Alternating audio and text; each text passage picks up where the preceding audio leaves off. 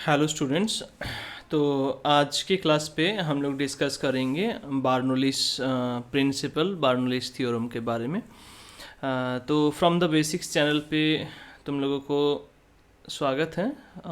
हम लोग mechanical properties of fluid का एक सीरीज़ चला रहे हैं, जिस पे ये मल्टीपल वीडियोस के बाद आज हम दे रहे हैं बार्नोलिस प्रिंसिपल को, जो कि तुम्हारे एग्ज़ाम पर्पस के लिए बहुत इम्पोर्टेंट है एंड ऑल्सो बहुत इंटरेस्टिंग एंड इजी है ये। ठीक है, बहुत इंटरेस्टिंग एंड इजी टॉपिक है। देखो, बार्नोलिस प्रिंसिपल जो है, बार्नोलिस प्रिंसिपल, बार्नोलिस प्रिंसिपल, ठीक है, बहुत इंटरेस्टिंग इम्पोर्टेंट दोनों ही हैं।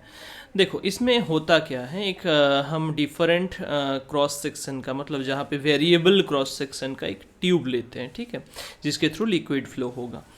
तो उस ट्यूब पे ऑब्वियसली स्ट्रीमलाइन मोशन होगा, मतलब जितना भी हम यहाँ पे थ्योरीज पढ़ेंगे सारे पे ही क्या होगा, स्ट्रीमलाइन फ्लो होगा। ठीक है, तो हम एक यहाँ पे क्रॉस सेक्शनल एरिया ले रहे हैं, जो कि मान लेते हैं देश का एरिया है A1 या A2 लेते हैं, हम इसको A1 मान लेंगे, या किसी को भी, कोई दिक्कत की बात नहीं है, A1 A2 किसी को भी ले सकते हो। ठीक है, ये A1 है और ये A2 है। यहाँ पे वेलोसिटी कुछ होगा, तो इसमें A1 सफिक्स इसमें ले रहे हैं, तो इसमें हम 1 ही लेंगे, वेलोसिटी V1, इसमें वेलोसिटी V2। तो अगर लिक्विड इस डायरेक्शन पे फ्लो हुआ, मतलब लेफ्ट टू राइट अगर फ्लो हुआ, तो इसका मतलब ये है कि ऑब्वियसली इसमें प्रेशर ज़्यादा है ना। P1 प्रेशर अगर इसमें है, इसमें अगर P2 प्रेशर है, तो obviously P1 greater than P2, right. P1 greater than P2, इसलिए ही वो लेफ्ट साइड से राइट की ओर जा रहे हैं, नहीं तो कैसे जा पाता है ना। प्रेशर जिस साइड पे ज़्यादा होगा उस साइड से ही लिक्विड फ्लो होगा। ठीक, अभी मान लेते हैं कि इस लिक्विड का जो डेंसिटी है वो फिक्स्ड है, वो रो है, मतलब इससे पहले जब हम इक्वेशन ऑफ कॉन्टिन्यूटी कर रहे थे उसमें डिफरेंट डेंसिटी ले रहे हैं, तो पर इस पे हम डेंसिटी सेम रखेंगे। ठीक है, क्योंकि बीच में कोई इम्प्योरिटी ऐड इसके साथ नहीं हो रहा है, तो जो लिक्विड जा रहे थे वो लिक्विड ही है इसमें। और क्या कर रहे हैं कि इसमें डेल्टा टी टाइम के बाद, कितना टाइम के बाद, डेल्टा टी टाइम के बाद कुछ अमाउंट ऑफ फ्लो हो गया, कुछ वॉल्यूम फ्लो हो गया। कितना फ्लो हुआ डेल्टा टी टाइम के अंदर, delta V amount of fluid उसके थ्रू पास कर गया।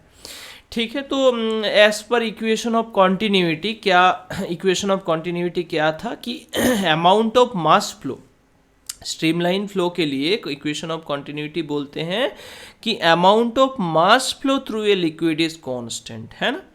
मतलब कोई भी एक पर्टिकुलर इंटरवल पे जितना मास इसके अंदर गया, उसका उतना मास ही इसके अंदर से बाहर आएगा, वही इक्वेशन ऑफ कॉन्टिन्यूटी है।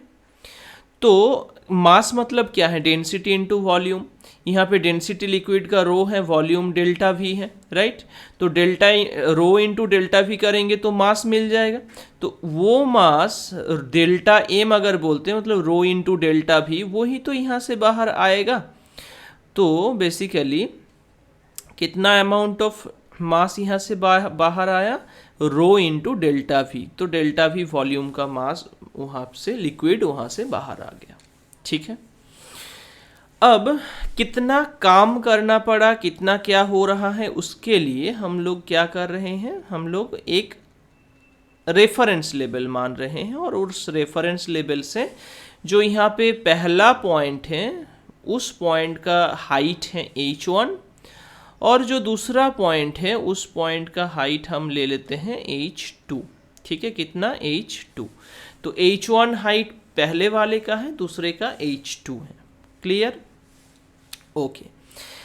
तो अभी कितना वर्क डन है वो हम लोगों को इम्पोर्टेंट है हम लोगों के पास। ठीक है, कितना वर्क किया, तो प्रेशर डिफरेंस के लिए एक वर्क डन आएगा, कितना वॉल्यूम था, delta V amount of volume, और प्रेशर डिफरेंस कितना है, इस एंड पे प्रेशर है P1, दूसरे एंड पे प्रेशर है P2, तो और P1 ज़्यादा है तो P1 minus P2 pressure difference आएगा।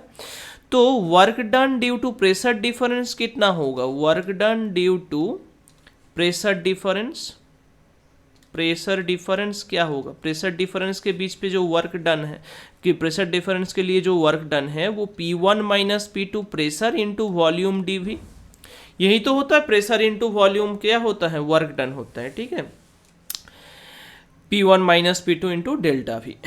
सेकेंड, तो ये टोटल एनर्जी हुआ, ठीक है, ये क्या हुआ, work done means total energy हुआ। अभी और एक तरीके से हम टोटल एनर्जी को निकाल सकते हैं, ठीक है, ये क्या मिला, टोटल एनर्जी। इस टोटल एनर्जी को हम और एक तरीके से निकाल सकते हैं, क्या तरीका है, काइनेटिक प्लस पोटेंशियल, मतलब सम ऑफ काइनेटिक एंड पोटेंशियल भी तो वो होता है ना। तो फर्स्ट जो मतलब अगर हम निकालना चाहते हैं काइनेटिक एनर्जी का चेंज, ओके, काइनेटिक एनर्जी, तो change in kinetic energy delta के ई, वो कितना होगा, तो ऑब्जेक्ट का, तो काइनेटिक एनर्जी का फॉर्मूला क्या है, हाफ एम वी स्क्वायर, ये फॉर्मूला है। इसमें चेंज ले रहे हैं, मतलब half M V two square minus half M V one square, क्योंकि बाद में वेलोसिटी, फाइनल वेलोसिटी v2 हो गया, तो half M V two square minus half M V one square.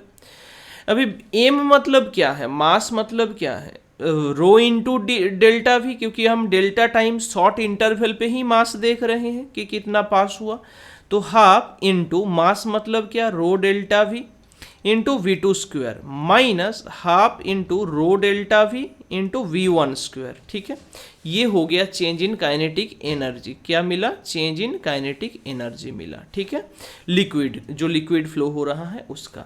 अभी कितना पोटेंशियल एनर्जी का चेंज हुआ, डेल्टा यू कितना इंक्रीज या डिक्रीज हुआ वो देखना है। तो पोटेंशियल एनर्जी का चेंज कैसे मिलेगा, mgh, क्योंकि कुछ हाइट तक लिक्विड जा रहा है ना, यहाँ पे हाइट डिफरेंस का मैटर है, कि पहले हाइट था h1, बाद में उस लिक्विड का ही हाइट हो गया h2, h1 से h2, तो कुछ पोटेंशियल एनर्जी का चेंज होगा, मैकेनिकल पोटेंशियल एनर्जी, क्योंकि हम मैकेनिकल प्रॉपर्टीज ऑफ फ्लूइड देख रहे हैं, वो कितना होगा, तो mgh, अभी मास कितना है, मास मतलब रो डेल्टा वी, तो mgh मतलब बाद में h2 हुआ minus rho delta V into g into h1, पहले h1 था, तो फाइनल माइनस इनिशियल करके डेल्टा यू मिल गया, ठीक है। तो दो टाइप का हम लोगों को एनर्जी डिफरेंस मिला, एक काइनेटिक एनर्जी, दूसरा पोटेंशियल एनर्जी। तो जितना टोटल एनर्जी था, मतलब जितना टोटल एनर्जी हम वेस्ट कर रहे हैं उसके ऊपर, वो ही दो तरीके से यूज हो रहा है, एक काइनेटिक एनर्जी इंक्रीज करने में, एक पोटेंशियल एनर्जी इंक्रीज करने में, राइट। देखो यहाँ पे P1 minus P2 into delta भी जो एनर्जी सप्लाई हो रहा है ड्यू टू प्रेशर डिफरेंस, वो दो तरीके से यूज हो रहा है, loss of kinetic energy, loss of potential energy, या gain of potential energy, right. तो इन दोनों को इक्वेट करना है, इन दोनों को इक्वेट करना है, मतलब इसको, ये टोटल एनर्जी को जो लॉस या गेन हो रहा है उसके साथ इक्वेट करना है। तो डायग्राम ड्रॉ कर लिए हो, अगर नहीं किए हो तो स्क्रीनशॉट ले सकते हो, ठीक है, मैं इसको इरेज कर रहा हूँ, ओके। तो अभी इसमें जो डेल्टा यू यहाँ पे मिल रहा है, जो टोटल एनर्जी मिल रहा है P1 minus P2 into D V is equals to, क्या मिला, दैट इज हाफ, अच्छा, half rho delta V into V two square minus half rho delta V into V one square, ठीक है, plus और एक change है क्या, rho delta V g h two minus rho delta V g h one.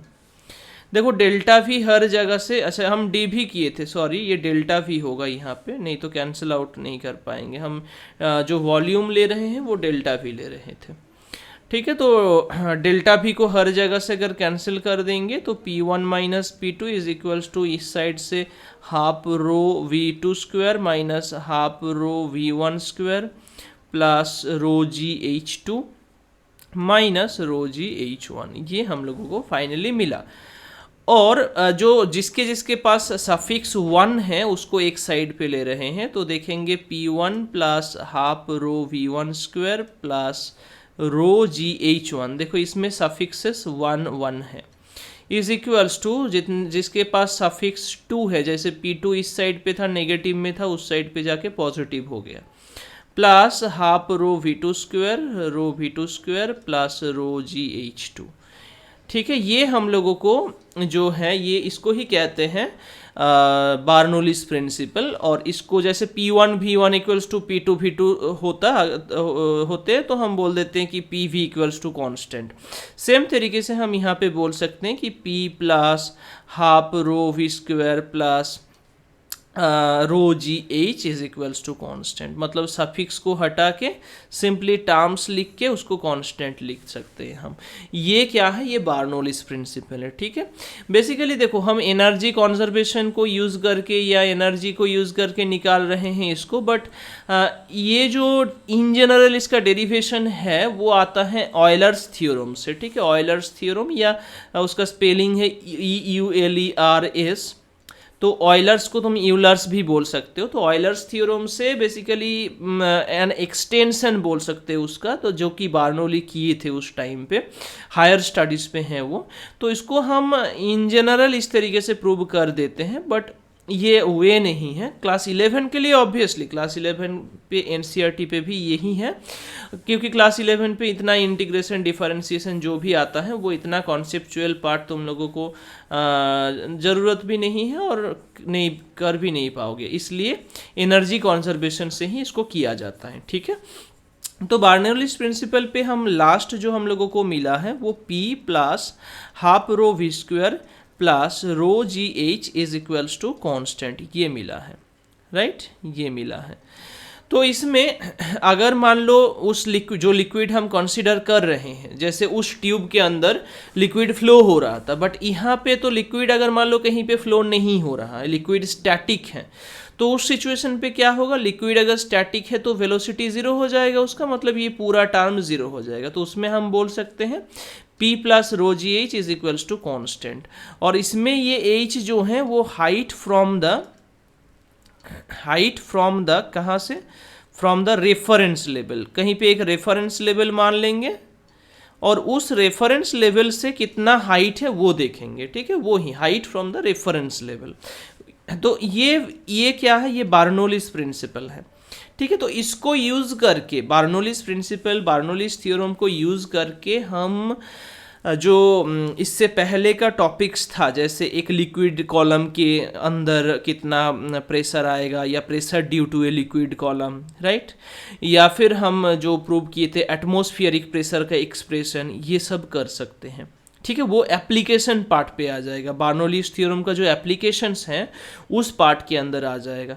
ठीक है, तो ये छोटा सा वीडियो हम किए हैं only to prove, only to show the Bernoulli's theorem, and थोड़ा एक्सटेंशन इसको कर देते हैं तो अच्छा होगा। क्यों तो नहीं है सिलेबस पे वैसे, लेकिन हम फिर भी कर देते हैं। देखो इस इक्वेशन को अगर रो और जी तो कांस्टेंट टर्म है, तो उससे अगर डिवाइड कर देंगे तो rho g P by rho g plus rho g से अगर डिवाइड करेंगे तो यहाँ पे V स्क्वायर बाई 2G आ जाएगा plus H is equals to constant मिल जाएगा।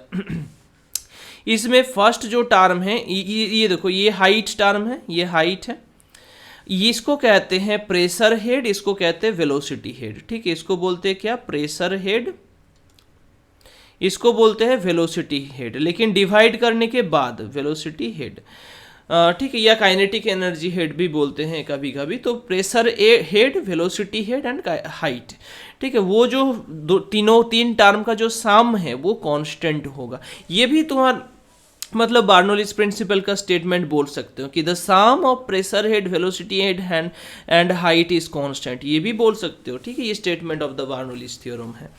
तो बस आज के क्लास के लिए इतना ही। अगर फिर भी कुछ डाउट रहा तो कमेंट कर सकते हो। ठीक है, हम बार्नौलीज प्रिंसिपल का एप्लीकेशंस नेक्स्ट दिन देखेंगे कि कैसे इसको अप्लाई करके हम डिफरेंट इंस्ट्रूमेंट तैयार कर सकते हैं for measuring the pressure at different level. Okay, ठीक है, I hope this video is helpful for you. If it is then like this video and subscribe this channel. Okay, thank you.